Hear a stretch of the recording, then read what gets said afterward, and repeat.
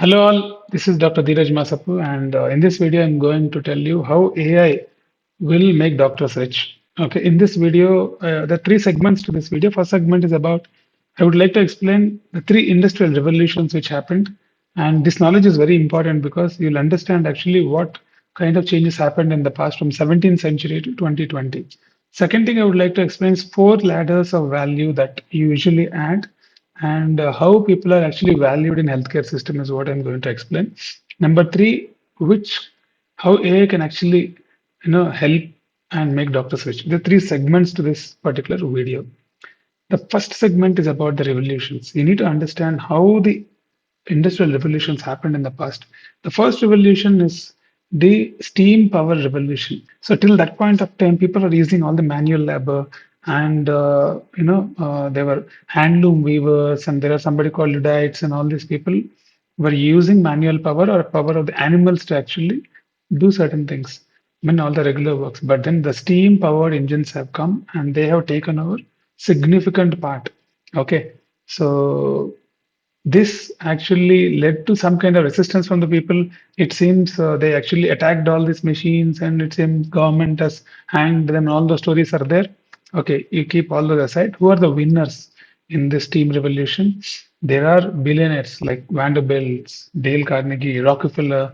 All these people built massive wealth. Okay, that's the first revolution. So why I'm telling this revolution is not only this Vanderbilt, Dale Carnegie, and all these people, but also there are regular people like a blacksmith who was actually working something before. Now he's working on the steam engines and is repairing the steam engines. Or some farmer's daughter who was actually farming in the farm. Now she started learning about the steam engine, also made a lot of money. So in different levels, people made money and they all had something in common, which I'll tell you in the end of the video. Okay. So what doctors should learn from the steam engines, I would like to tell you because towards the end, second revolution, I will tell you now. Second revolution is the electricity. Okay, the electricity is changed the game, and so many people. Previously to electricity, there was something called gas lighting industry. They used to light all the lamps. It seems all those people lost their jobs immediately. Okay, and there were lakhs and lakhs of horses actually in the world. It seems for every 1,000 people, 1,000 horses used to be there. That is how they used to maintain a good ratio of horses, and all those become obsolete. And when cars have come, okay, and then who became winners in this electric revolution? Edison, Ford, and all these people became and built billion-dollar businesses. Not only them, the workers who and the new electrician who has made his own shop, an electrical company also made a fortune. And uh, the same blacksmith example, the son who has become a car dealer, for example, he has made a lot of money. So in different levels they make. It's not that every revolution creates only billionaires. It creates wealth in different levels, but some quality should be there for them, which I'll tell you when I tell you four levels of value that you can add to the system. Okay. And the third revolution, okay, we have seen that the internet revolution or digital revolution, whatever you call. So even that created a lot of losers. Like for example, the Blockbuster in USA and uh, Kodak and all these companies failed because mainly they were replaced significantly by Netflix and all these things because of the internet. It became very easy for some people to dominate some sectors. So Jeff Bezos and then Mark Zuckerberg and all these people are the titans of internet revolution. And Microsoft is also big. Bill Gates from Microsoft is also a pioneer, and these are winners of internet revolution. So in all these revolutions, there is a clear cut. History is telling a story. It will repeat also. It's going to repeat now. That is why I'm making this video. So you have to understand that there are clear cut winners and losers. Okay, they have some unique qualities. So before I go into that, the revolution which is started now is called as the AI revolution, according to me. And this will continue for some more years. We don't know exactly how many years, or for eternity, we exactly don't know. But there are going to be a lot of losers and winners here, even here. Goldman Sachs is, given an estimate saying that 300 million people might lose the jobs. Okay, and there is and there are going to be a lot and lot of winners. Not only Sam Altman of OpenAI and all those, they're in different levels. As I told before, there will be winners. So, what is the role for doctors here? Okay, I would like to tell you. And let us first go into the four levels of value that you can add. So if you see four steps, the bottommost step is called as the level of implementation. And here, people who are working in this level, they use up their muscles and they sell the time, okay, for money basically. So, for example, junior doctor working in a hospital for long shifts, who's doing a routine work, collecting samples, doing the basic work, keeping patients ready, and and the nurses working.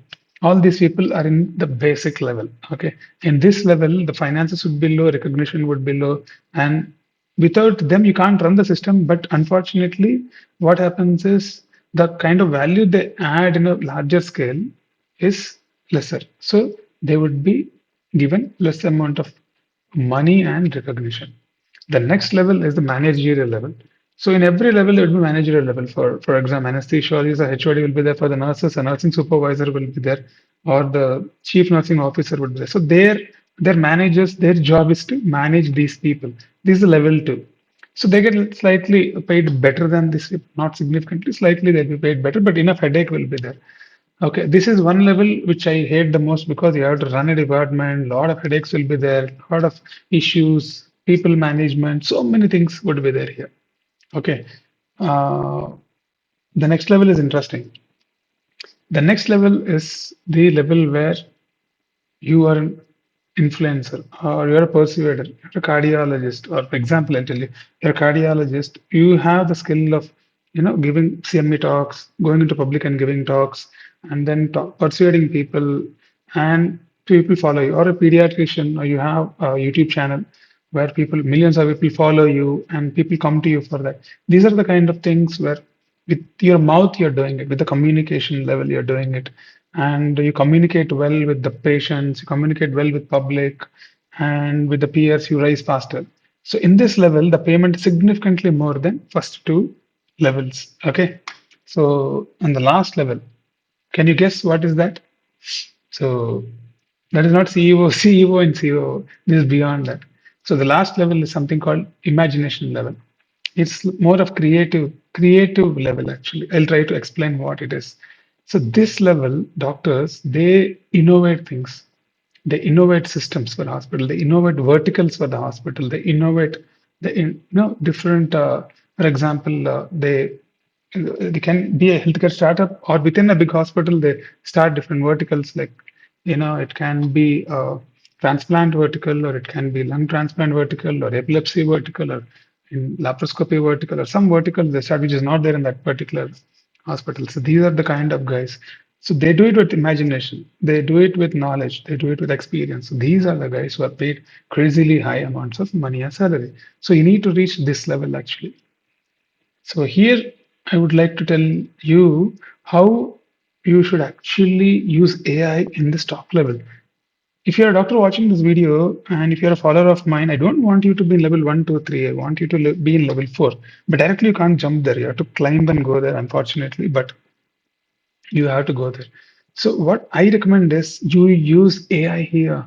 So for example, your experience is low, you don't have enough field experience. You read books, you AI will do the research for you. Deep research is there in Gemini. You can read about any topic and build verticals. For example, if you're anesthesiologist watching this video, why can't you develop some kind of AI driven application? Okay, which smoothens the process of PAC, smoothens the process of communicating the PACs to the consultants, and then and with very short time, okay, and it directs the junior doctor who's doing the PAC in doing a very good PAC, like recommends. So this is the question you have to ask. This is the thing you have to ask.